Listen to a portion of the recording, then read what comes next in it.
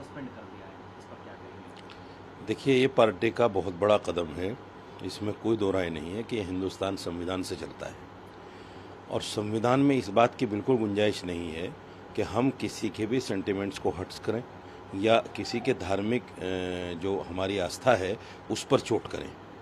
इन दोनों ने मोहम्मद सल्लल्लाहु अलैहि वसल्लम की शान में जो कुछ कहा, ये बहुत गलत कहा था, जिसकी सिर्फ हिंदुस्तान में नहीं, हिंदुस्तान के बाहर भी अरब देशों से भी इसकी मजम्मत आई। और मैं समझता हूँ कि पार्टी को भी कुछ अरबिक इस तरह के संदेश मिले कि ये अच्छा नहीं है, क्योंकि मुसलमान चाहे वो हिंदुस्तान में रहता हो या अरब में रहता हो, हम एक खुदा को मानते हैं और नबी पाक सल्लल्लाहु अलैहि वसल्लम जो है हमारे आखिरी नबी हैं, उनको सब मानते हैं।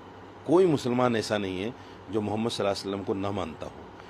तो कहीं भी अगर उनकी शान में कोई गलत बात कही जाएगी तो पूरी दुनिया का मुसलमान इस पर एकजुट हो जाएगा और यही वजह है कि तमाम दुनिया से रिएक्शन आने शुरू हो गए।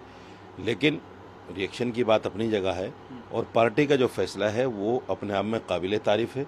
मैं इसकी सराहना करता हूं और उम्मीद करता हूं कि आइंदा भी अगर इस तरह का कोई भी प्रवक्ता या पार्टी से जुड़ा हुआ आदमी इस तरह की कोई हरकत करे, उसको तुरंत पार्टी से निष्कासित किया जाए, ताकि आने वाले वक्त में कोई आदमी किसी के सेंटिमेंट्स को हर्ट ना कर सके और किसी की आस्था पर चोट ना कर सके। बिल्कुल, पार्टी ने जो लेटर जारी किया उसमें साफ लिखा है कि बीजेपी जो है सभी धर्मों को मानती है, उनकी इज्जत करती है और अगर कोई भी खिलाफ ऐसे बोलता है तो उसकी निंदा करती है। नहीं, बिल्कुल सही है। लेटर मैंने भी पढ़ा है, सही लिखा है पार्टी ने। बस इसमें थोड़ा सा अमेंडमेंट मेरी तरफ से ये है कि कितना अच्छा हो कि पार्टी जो कुछ मस्जिदों पर मामला चल रहा है इसके बारे में भी स्टैंड ले, क्योंकि 1991 का पैलेस्टीन वर्शिप एक्ट है।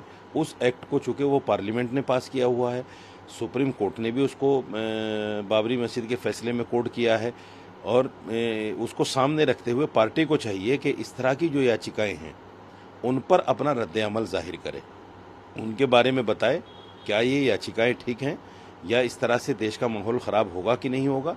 ये बात भी पार्टी को साफ करनी चाहिए, क्योंकि जिस तरह से मैं देख रहा हूँ पिछले 15-20 दिन से पार्टी का प्रवक्ता बैठकर उन याचिकाकर्ताओं की साइड ले रहा है। आस्था अपनी जगह है, आस्था के साथ साथ जैसे पार्टी ने इनको निष्कासित करते हुए कहा है कि हम सब धर्मों का आदर करते हैं, ऐसे ही बीजेपी पार्टी के प्रवक्ताओं को सब धर्मों का आदर करना चाहिए। और मैं समझता हूं कि जिस पार्टी की सरकार हो उस पर ज़्यादा जिम्मेदारी बनती है कि सभी को साथ लेकर चले और किसी के भी धार्मिक उन्माद जिस तरह से फैल रहा है उसको बढ़ावा देने का काम ना करें। पार्टी के प्रवक्ताओं को भी ये हिदायत होनी चाहिए पार्टी की तरफ से कि जिस तरह से टीवी पर बैठकर ये लोग बाकायदा मस्जिदों को और मुसलमानों को और मुग़लों को और सबको इसको उसको जो गालियां और बुरा भला कहते हैं वो पार्टी की तरफ से नहीं होना चाहिए। पार्टी इसका भी संज्ञान लें।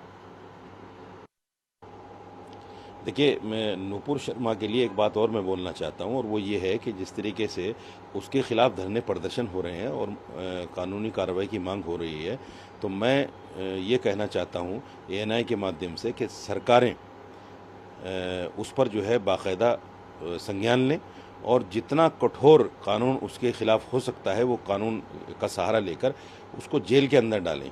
क्योंकि मेरा मानना ये है कि मुझे बड़ा हर्ट होता है जब कोई आदमी शिवलिंग के बारे में सोशल मीडिया पर लिखता है या मोहम्मद सल्लल्लाहु अलैहि वसल्लम की शान में कोई आदमी बुरा कहता है, तो मुझे बहुत अफसोस होता है कि किस तरह के लोग हैं जो आस्था पर डायरेक्ट चोट करते हैं।